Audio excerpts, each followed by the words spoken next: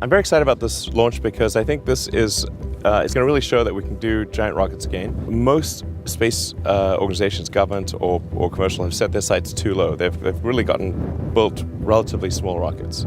And Falcon Heavy is the first time that there's something that's arguably even in the super heavy class, or somewhere between heavy and super heavy. And showing that you can launch a giant rocket and have it be commercially viable, carry satellites, potentially carry people.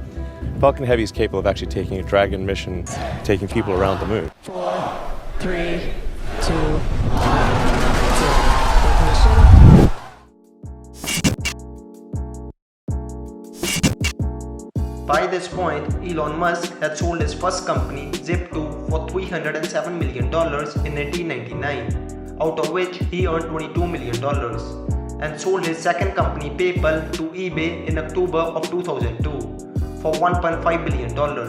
And being the company's largest shareholder, he made $165 million. Almost all of that is a new game. No, I'd say the real payoff is the sense of satisfaction having created a company that I sold. Yes, for the cars. But the car sure is. The cars. Sure is. Let's be honest. With millions of dollars by his side, Elon was already thinking about what to do next. In 2001, was just talking to a friend of mine, and he asked me what I was going to do after PayPal, and I thought, well, I was wondering, like, I'd like to get involved in space, but I just didn't think there was anything I could do as an individual, but I was curious as to when NASA would be sending a team to Mars, because that was always going to be the thing to do after the moon. But it turned out that NASA had done a study on what it would cost to do a manned Mars mission, and this was under Bush the First. And he asked for a 90-day study shortly after taking office, and NASA came back with a $500 billion price tag. And he said, okay, maybe not. So then that got totally shelved, and it was like you were not allowed to talk about any kind of crewed mission to Mars at NASA. Anyway, but I thought, well, if I can do something that would galvanize public interest, and then that public interest would translate to additional appropriations for NASA and increase their budget, then maybe they could do it. So actually, what I sort of thinking I would do is send a small greenhouse to the surface of Mars with seeds and dehydrated gel, and then upon landing, hydrate the gel and grow the plants. And the public tends to respond to precedents and superlatives. So this would be the furthest that life's ever traveled, the first life on Mars. I tried to figure out how to do this with the proceeds that I had from PayPal.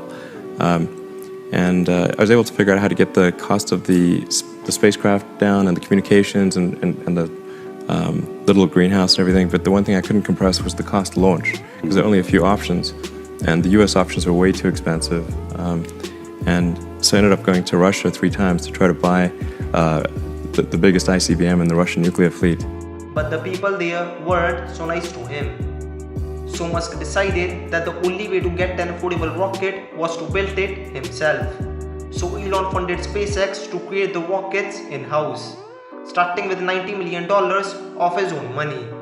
This idea of creating rockets in-house would later help SpaceX in fulfilling their vision of creating reusable rockets. But that's a talk we will have later, as by now SpaceX had yet to prove its existence to the world. Nobody at that time believed that a private company could ever launch a rocket into orbit. Seeing the odds, it was next to impossible for SpaceX to do so. But this didn't stop Elon from trying. Not knowing anything about rockets, not having ever built anything, I mean, I would have to be insane if I thought the odds were in my favor. Why even begin? When something is important enough, you do it even if the odds are not in your favor. How much of your personal fortune have you poured into this? $100 million. $100 million into something that you did not believe would work at the beginning. Yes. So the SpaceX team started working in the creation of its first rocket, the Falcon 1. SpaceX tried launching Falcon 1 to orbit 3 times, but the attempts failed. When you had that third failure in a row, did you think, I need to pack this in? Never. Why not? I don't ever give up. I mean, I'd have to be dead or completely incapacitated. 3, 2, 1, 0. So 8 weeks after the failure of third flight, SpaceX went on to launch the fourth flight of Falcon 1 on 28 September 2008, and this time the launch was successful. And then finally, SpaceX started making money, as it got various contracts for shipping cargo to international space stations. But what wanted its future was a $1.6 billion contract from NASA. SpaceX also started working on its next rocket, which would have 9 engines instead of just 1, called Falcon 9. So what we're looking at over there, that's a quarter section of the Falcon 9 17-foot diameter fairing. It's 17-foot diameter, obviously, and 50 feet long. It's capable of taking the largest satellites in the world, and it could actually literally fit a city bus in that fairing. It's that big, because that's just a quarter section of it. It's made of carbon fiber. It's very lightweight. 1, 0. Liftoff of the Falcon 9.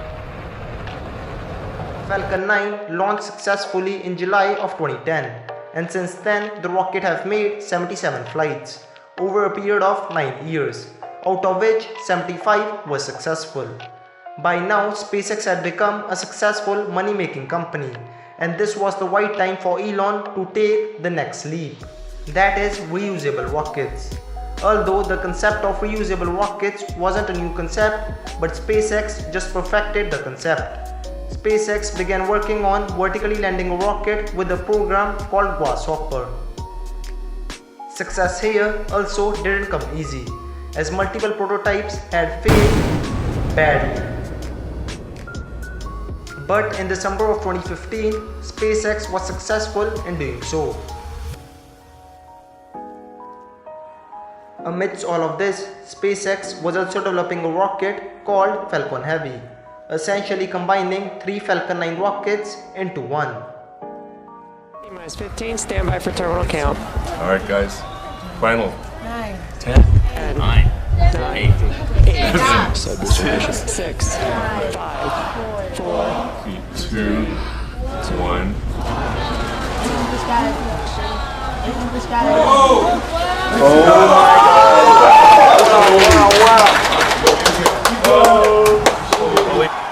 That thing took off. Oh my God. Okay, let's go.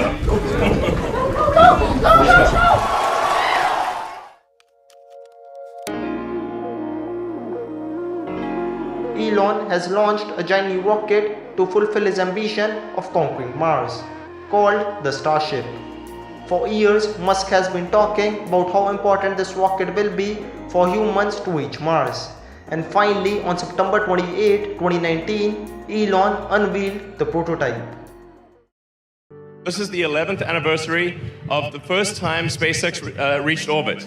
It was actually our fourth launch. If that launch had not succeeded, that would have been the end of SpaceX. What's really kind of hard to grasp at a visceral level is that this giant ship will do the same thing that Grasshopper did. This thing is going to take off, fly to 65,000 feet, about 20 kilometers, and come back and land in about 1 to 2 months. The ship dry mass will be approximately 120 tons. The initial Mark 1 prototype is closer to 200 tons, and in series production, I think it'll probably be about 120 tons. In terms of its usefulness, it'll be able to do about 150 tons with full reusability to orbit and back.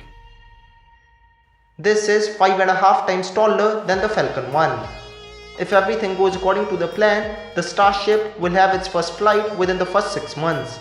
And by next year, Musk says that SpaceX could be launching people to the space on this thing. To Mars. Exactly.